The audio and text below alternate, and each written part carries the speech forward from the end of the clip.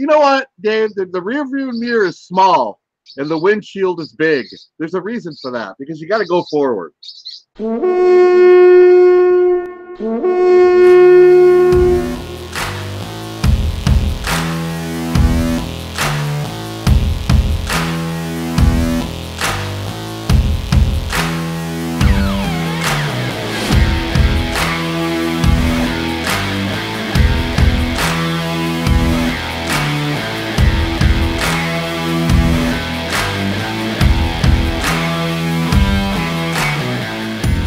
Good morning, Gjallarhorn. How are you this week?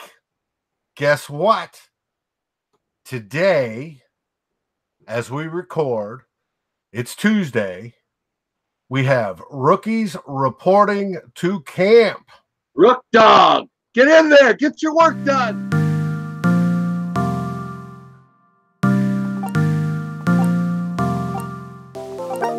Mike Hughes, cornerback, UCF.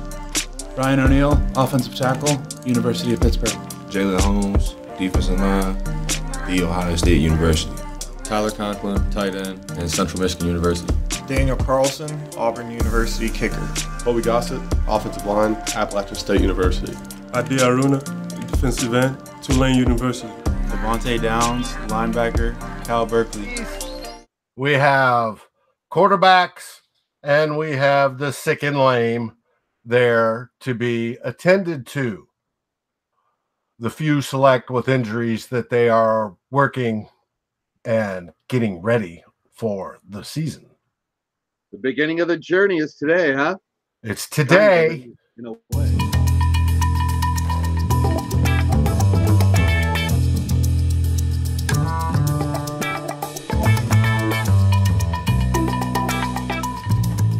And there you see my dual threat, Mr. Drew Bunting. Meow, meow.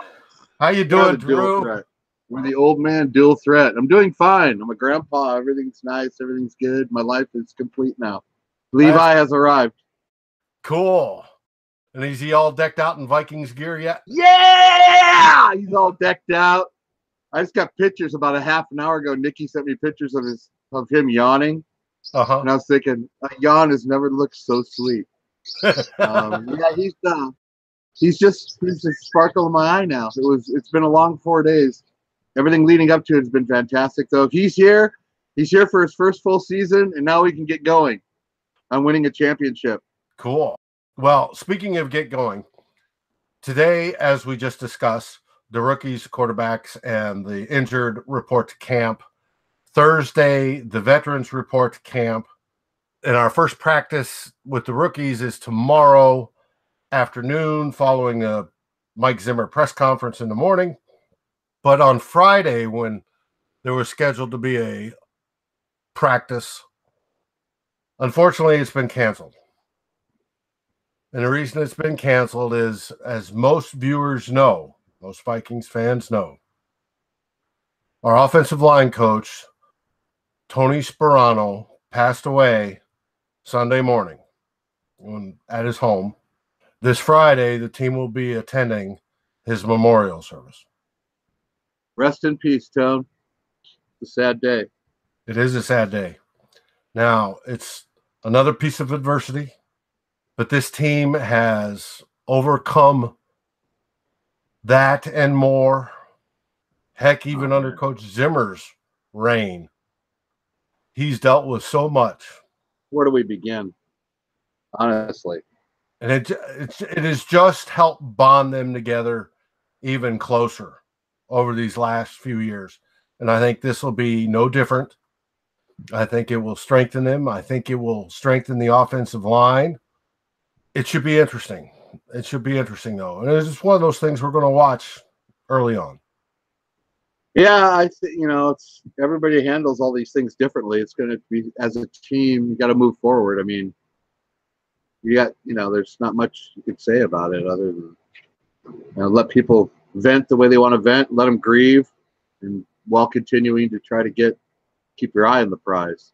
It's a tough spot. But what are you going to do? You're kind of forced. You got to move forward.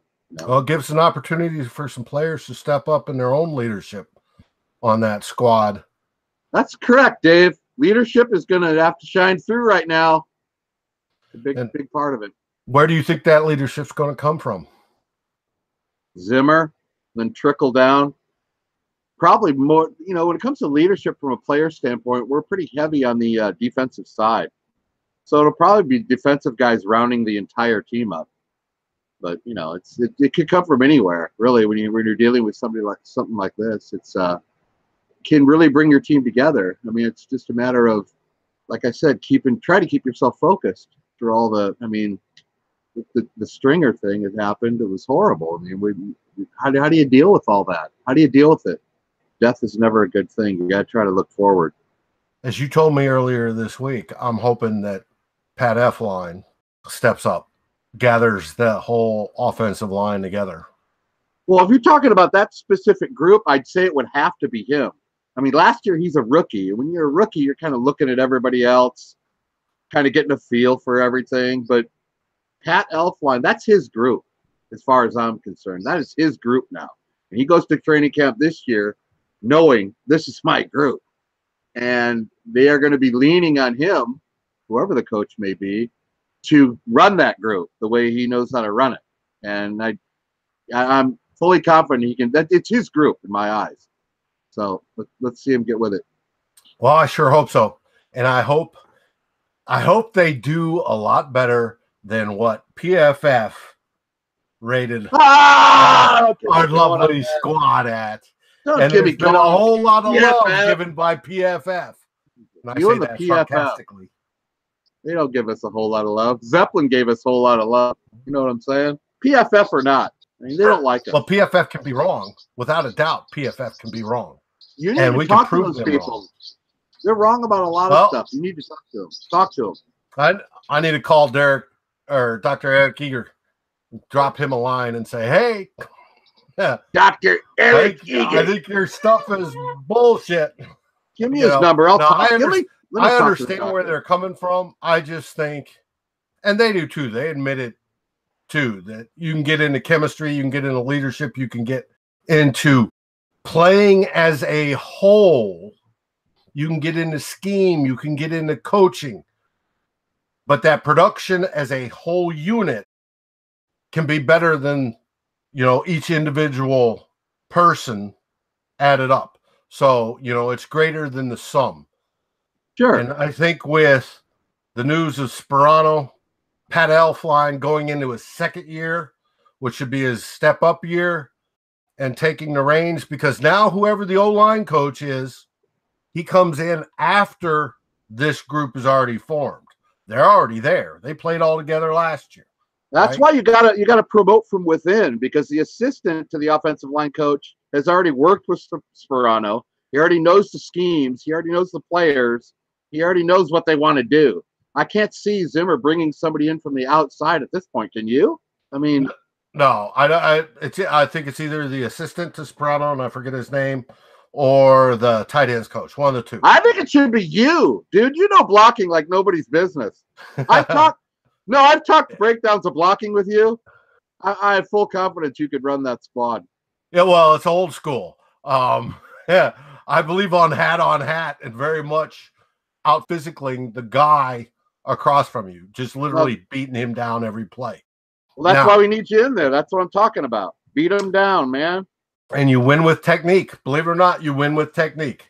I had a coach show me a long time ago, if your technique is sound, you can successfully block, pancake block somebody that's over 100 pounds heavier than you. And I did it. I know for a fact it works. You're a pancake blocker? I'm a pancake blocker. You betcha.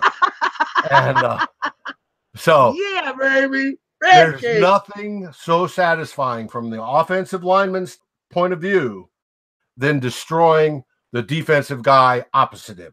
Were you technically sound? Did you have the beard, or no? You didn't have the beard. No, back then, I didn't have the beard back then.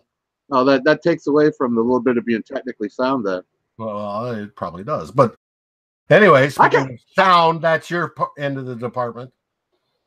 I could picture you being a pancake blocker myself. That's pretty good. I could see that. No, it was just you get the right leverage, you get underneath, you get up, and boom, you can put them on their butts. And that's all it takes. I'm going to be concerned about this squad. The more we do shows, the more leading up to it. It's weird. I feel like I don't know if we've gotten better from the starting standpoint, but I feel like our depth is better. Does that make sense? But I don't know if we've really gotten any better. Well, for the O-line, for that unit, no, I agree with you. There's question marks. Berger last year was by far one of the best of the group. He obviously retired. We're filling that hole, whether it be Mike Remmers and then Rashad Hill on the right tackle side.